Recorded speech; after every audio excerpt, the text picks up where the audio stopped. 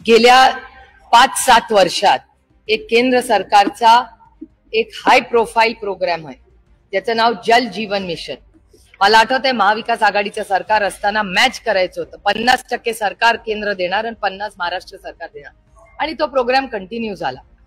गेल्या अनेक वर्षात करोडो रुपये त्या जल जीवन मिशन मध्ये खर्च या राज्यांनी केलेत. आणि तुमच्याच चॅनलवर मी काल पाहिलं, ती स्टोरी तुम्ही जेव्हा केली तेव्हा जल जीवन मिशनचा उल्लेख तुमच्या स्टोरीमध्ये झालेला आहे. त्या गावामध्ये तिथे त्यांचे पाण्याची टाकी पण झाली आहे आणि तिथे पाईपलाईन पण झाली आहे, पण तिथे पाणी नाही.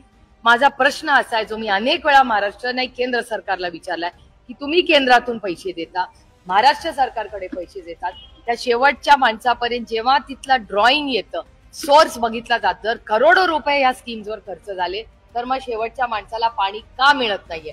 आणि जल जीवन मिशनची पूर्णपणे मी माझ्या लोकसभा मतदारसंघाचा व्हाईट पेपर अनेक वेळा सरकारकडे मागितलाय, आणि मी स्वतः CR पाटील जे आता माननीय मंत्री आहेत त्यांना विनंती केली आहे, आणि त्यांनी फ्लोअर ऑफ द हाऊसवर मला एकटीला नाही, भारतातल्या सगळ्या खासदारांना कमिटमेंट केली आहे की कुठेही जल जीवन मिशन मध्ये जर चुकीचं काम झालं असेल तर मला सांगा, मी तिथे इन्क्वायरी लावेन.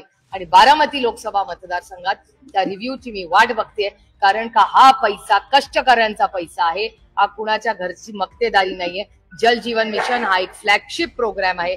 तो एवढे करोडो रुपये खर्च करून आज जर या महाराष्ट्रातली एक लेक तिथे पडत असेल, तिचा जीव जात असेल, तिथे वण लोक फिरत असतील, तर या मोठ्या फ्लॅगशिप प्रोग्रामचं झालं तरी काय?